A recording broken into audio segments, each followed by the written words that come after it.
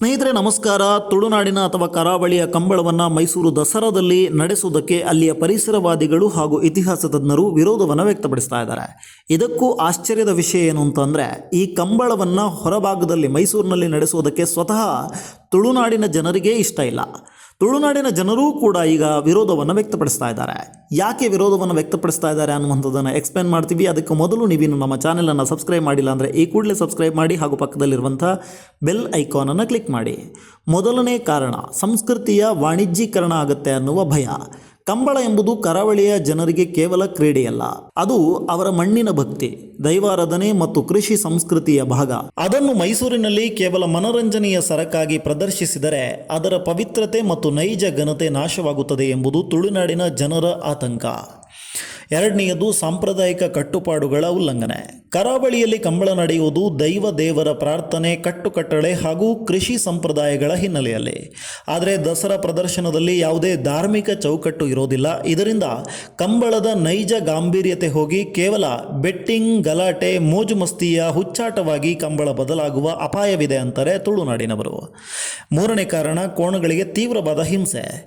100 kilometre ದೂರದ ಮೈಸೂರಿಗೆ ಭಾರೀ ತೂಕದ ಕಂಬಳದ ಕೋಣಗಳನ್ನು ಲಾರಿಗಳಲ್ಲಿ ಘಾಟಿ ರಸ್ತೆಗಳ ಮೂಲಕ ಸಾಗಿಸಬೇಕಾಗುತ್ತೆ.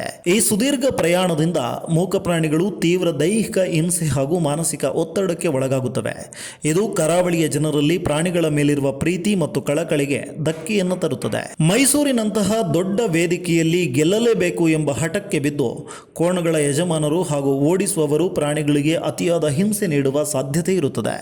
ಕೇವಲ ಪ್ರಚಾರ ಮತ್ತು ಪ್ರತಿಷ್ಠೆಗಾಗಿ ಪ್ರಾಣಿಗಳನ್ನು ದುರ್ಬಳಕೆ ಮಾಡಿಕೊಳ್ಳುವ ಹುಚ್ಚಾಟಕ್ಕೆ ಇದು ದಾರಿಯಾಗಬಹುದು ಎನ್ನುವ ಆತಂಕ ಮತ್ತೊಂದೆಡೆ. ನಾಲ್ಕನೆಯದಾಗಿ, ಸ್ಥಳೀಯ ಪ್ರವಾಸೋದ್ಯಮಕ್ಕೆ ಪೆಟ್ಟು. ಕಂಬಳದ ನೈಜ ಸೌಂದರ್ಯವನ್ನು ಸವಿಬೇಕಾದ್ರೆ ಜನರು ಕರಾವಳಿ ಭಾಗಕ್ಕೆ ಬರಬೇಕು. ಆಗ ಇಲ್ಲಿನ ಪ್ರವಾಸೋದ್ಯಮ ಮತ್ತು ಸಂಸ್ಕೃತಿ ಬೆಳೆಯುತ್ತದೆ.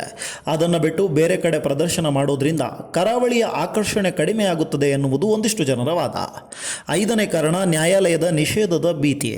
ಈ ಹಿಂದೆಯೇ ಪ್ರಾಣಿ ಹಿಂಸೆಯ ಕಾರಣ ನೀಡಿ ಕಂಬಳಕ್ಕೆ ಕೋರ್ಟ್ ನಿಷೇಧವನ್ನು ಹೇರಿತ್ತು. ಕರಾವಳಿ ಜನರು ಕಾನೂನು ಹೋರಾಟವನ್ನು ಮಾಡಿ ಕಂಬಳವನ್ನು ಇವತ್ತು ಉಳಿಸಿಕೊಂಡಿದ್ದಾರೆ. ಈಗ ಮೈಸೂರಿನಂತಹ ಸಾರ್ವಜನಿಕ ವೇದಿಕೆಯಲ್ಲಿ ಪ್ರದರ್ಶನದ ಹೆಸರಿನಲ್ಲಿ ಏನಾದರೂ ಹೆಚ್ಚು ಕಮ್ಮಿ ಅಥವಾ ಹುಚ್ಚಾಟಗಳು ನಡೆದು ಪ್ರಾಣಿದಯ ಸಂಘಗಳು ಮತ್ತೆ ಕೋರ್ಟ್ ಮೆಟ್ಟಿಲೇರಿದರೆ ಇಡೀ ಕಂಬಳ ಸಂಸ್ಕೃತಿಗೆ ಕಂಟಕ ಬರಬಹುದು ಎನ್ನುವ ದೊಡ್ಡ ಆತಂಕ ತುಳುನಾಡಿನ ಜನರದ್ದಾಗಿದೆ. ಇವಿಷ್ಟು ಕಾರಣಗಳಿಂದ ಕರಾವಳಿ ಅಥವಾ ತುಳುನಾಡಿನ ಜನರು ಮೈಸೂರಿನಲ್ಲಿ ಕಂಬಳ ಬೇಡ ಅಂತಿದ್ದಾರೆ. ನಿಮ್ಮ ಅಭಿಪ್ರಾಯವೇನು? ಕಮೆಂಟ್ ಮಾಡಿ.